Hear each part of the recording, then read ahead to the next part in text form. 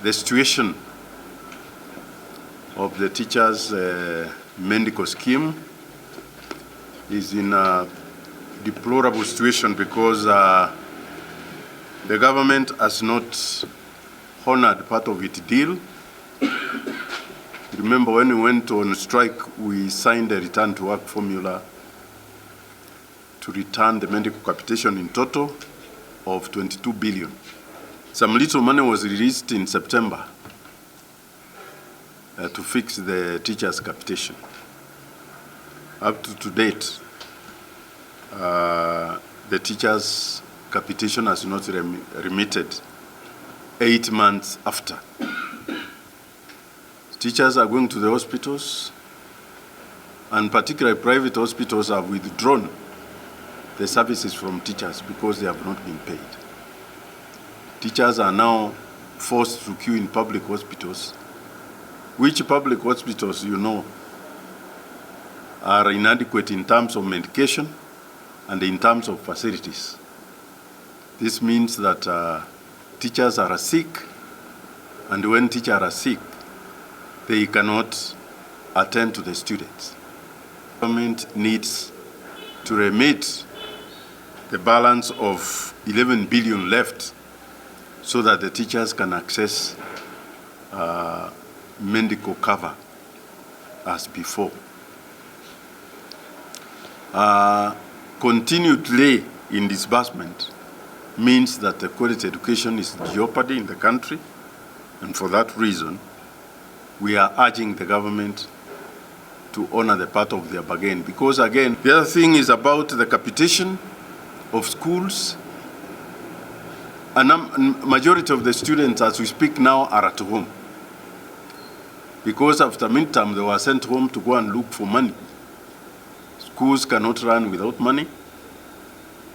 The government for this quarter of the year has not remitted 28 billion.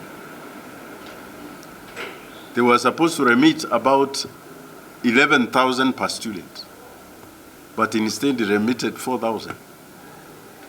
Now we are beyond the half of the term, and the government has no show of taking care of this. What the government, the minister is doing is walking around telling teachers the public, how they are going to build laboratories for grade 10, how they are going to, provide books and all these things.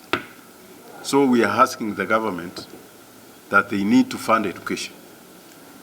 Otherwise, our students are always on the roads, going to pick fees here and there.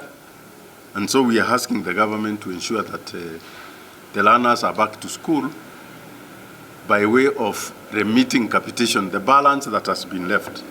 The government are spending bills for education amounting to around 64 billion, dating back to 2018.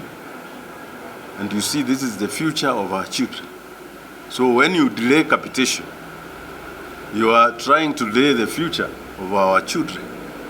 And that one is unacceptable. We are asking the government to move with speed to ensure that this money is remitted within 7 days. Because we cannot continue talking as teachers as the situation gets worse. We are going to call the National Governing Council to advise the union on the direction to move.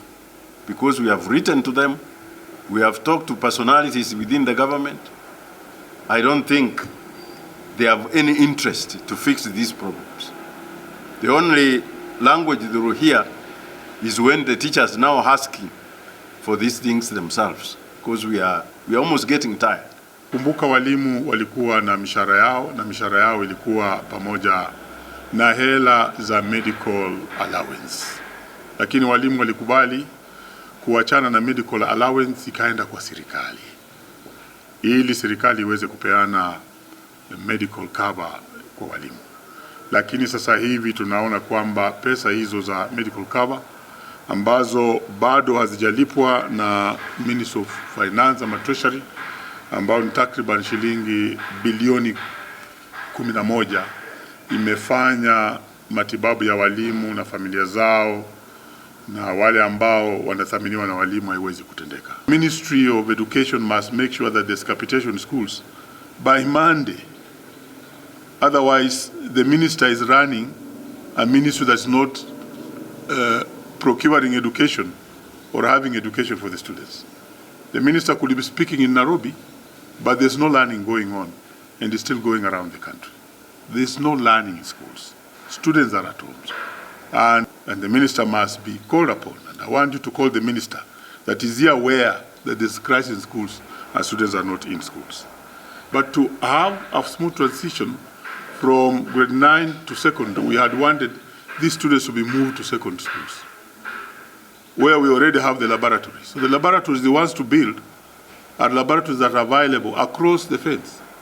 If we have a school A, it is attached to a primary school. So now we're struggling to look for laboratories to build in a primary school, but if students moved across the fence, we'll be having a laboratory, they'll be having teachers. There's no Form 1 now, meaning the teachers in secondary schools who are carrying out Form 1 teaching are somewhat not having enough work there. So they are waiting for students. And we are struggling with introducing a new set of teachers down here. When the teachers are available, toilets are available, classes. In some of the schools, classes are still empty. Ukweli si ukweli? They are empty. And then you are struggling to build. Kenya is one. And schools is the same. The minister is one. The ministry is the same. Why would you be struggling to build a class when there's an empty class in just the following area? We are also privy that the budget which is being made, the mini budget, the supplementary, has not put in place any classes, has not put in place any laboratories. So this is just a talk show. There's no need of waiting for a crisis to occur before we start dealing with it, when we can make that decision early enough. And therefore we are calling upon the Minister of Education to leave the office and start working. Consult widely and involve stakeholders in the running of education. Education is not just for the ministry, it's for the entire country.